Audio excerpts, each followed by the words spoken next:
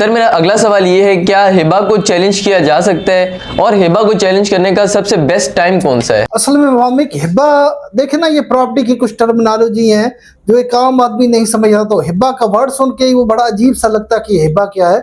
असल में हिबा तोहफा जो होता है ना, तोहफा या गिफ्ट, उसको कहा जाता है। और जो ये हिबा का प्रोसीजर किया जाता है उसको गिफ्ट डीड कहा जाता है।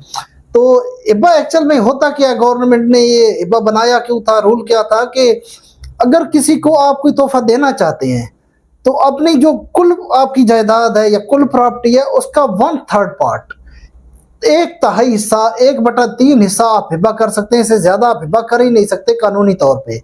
लेकिन इसको हमने गलत तरीके से इस्तेमाल करना शुरू कर दिया और ज्यादातर हिबा जो इसी तरह इस्तेमाल होता है कि वालिद साहब एक बेटे से ना खुश हैं, एक से खुश हैं, जो जिससे खुश हैं उसके नाम पे सारी प्रॉपर्टी हिबा कर देते हैं। या अगर किसी बेटी को जायदाद से बेदखल करना हो, सिर्फ बेटों के नाम पे करनी हो, तो क्या किया जी, वो पूरी जायदाद जो है बेटों के नाम पे हिबा कर दी।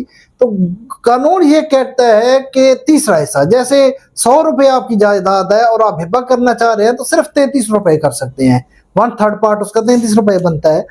तो इस तरह हिबा हो नहीं सकता, ना हिबा किया जा सकता है। लेकिन अपनी वक्ती दिली तस्कीन के लिए बंदा हिबा कर देता है, जिसका कोई फायदा नहीं होता, वक्ती उसको सुकून मिल जाता है, तस्कीन मिल जाती है। जैसे ही अच्छा, अब दूसरा सवाल साथ ही आपने ये किया है कि हिबा को कब चैलेंज किया जा सकता है। अच्छा, जब हिबा करने वाला शख्स अगर तो जिंदा है, उसकी हयात में हिबा को चैलेंज तो आप कर सकते हैं, लेकिन आपका जो हक किसी और को दिया गया है वो फिर भी आपको नहीं मिलना, भले आप केस जीत भी जाएं। केस जीत जाएंगे तो रिवर्स प्रॉपर्टी उसी बंदे के नाम पे दोबारा चली जाएगी। हिबा वो रिवोकेबल का एक लफ्ज यूज किया जाता है, रिवोकेबल है, रिवोक हो जाएगा।